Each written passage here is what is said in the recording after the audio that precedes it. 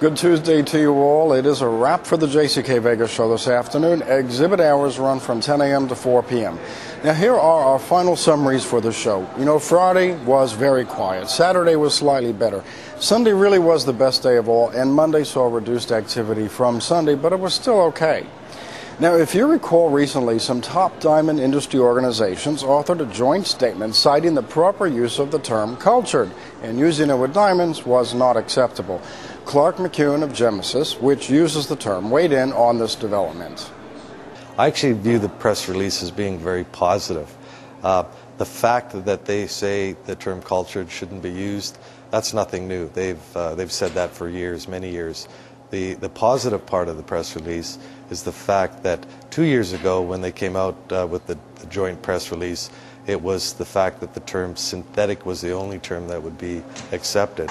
So by broadening the terms that can be used to include laboratory created, laboratory grown, man-made, I view that as quite a positive change in their stance. We use a variety of terms. We've never exclusively used cultured. Depending on the audience that we're speaking to, we'll use a term that will be more easily understood by that particular audience. In the case of the consumer, we'll use terms like cultured because, again, it infers man's intervention, just as there is with a cultured pearl. If I'm speaking at the GIA or if I'm speaking to the industry, I'll often use the term laboratory grown because, again, it's a term that people understand. There's no ambiguity there. We also use terminology such as Gemesis diamonds are diamonds grown by man, for example. Again, no ambiguity there. And often we'll use that term in conjunction with, when we are using cultured, we'll say Gemesis cultured diamonds are diamonds grown by man. Martin Rapaport discussed the state of the diamond industry yesterday and answered questions posed by some in attendance about the recent price changes. The Rapaport price list is a guideline. I showed you RAPI prices, which are RapNet asking price indexes, because I was talking about best prices in a very specific market space. We have actual asking prices. But the Rapaport list, I guess its genius in certain ways is that it's imperfect. It gives you a price. You look at the price and you say, okay, I can buy at this price or below it. I can buy 20 below, 10 below. It depends on the stone, depends on the market, depends on the terms and conditions of sale. But generally, if I'm going to be paying within 30 days, I should be able to buy at the Rapaport price list and below, 20 below, 25 below, 30 below, strong blue fluorescence, maybe an EGL certificate with extremely strong fluorescence or something coming from Turkey. I don't know, maybe they'll pay me to buy it. But the bottom line is that there's different goods with different kinds of cuts and different qualities and different certificates. So the Rapaport price list lives in this strange world of all kinds of animals in the zoo, and it gives you a price that you say, okay, I got a marking, I got a benchmark price. Now, I'm sitting here with my benchmark prices, and the dealers, the rough is going crazy. And then the dealers are buying the goods 10 over list, 20 over list, 25 over list. And I only saw this in 1978. They used to be 10% over the list every week. And no matter what I did, the prices went over the list because there was speculation. Not just speculation, there was investment. The markets were strong. There was excess demand. And when you take a diamond and you can flip that diamond in 3 seconds, the price is going to be at list or above list. It's like a Mercedes-Benz. Go to the Mercedes-Benz dealer. There's a certain Mercedes that everybody in town wants. He's going to ask over list price for that Mercedes, for that car, or that watch, or whatever it might be.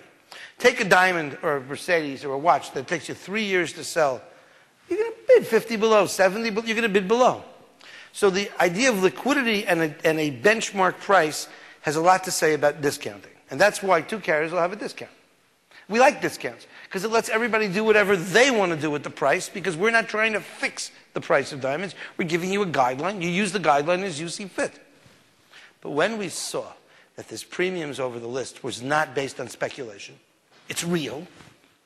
We see that the market is actually paying the price not because of some inter-dealer speculation like I described it in our discussion here, but it's real.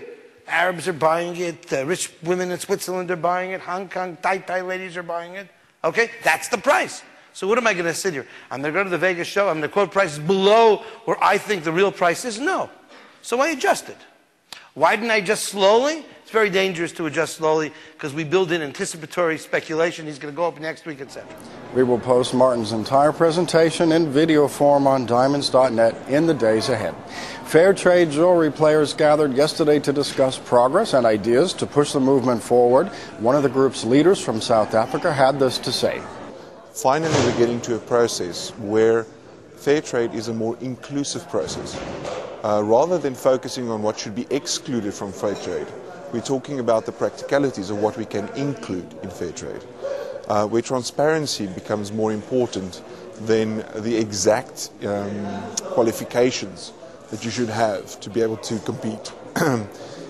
In my view, this is a much better approach, because this is an approach of we can rather than I am. An I am approach is a very static approach.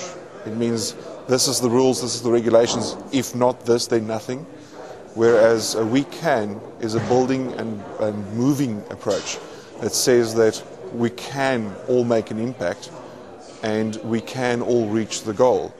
It has been a pleasure meeting so many of you during the show. From JCK Vegas, I close wishing all of the travelers a safe and trouble-free journey home.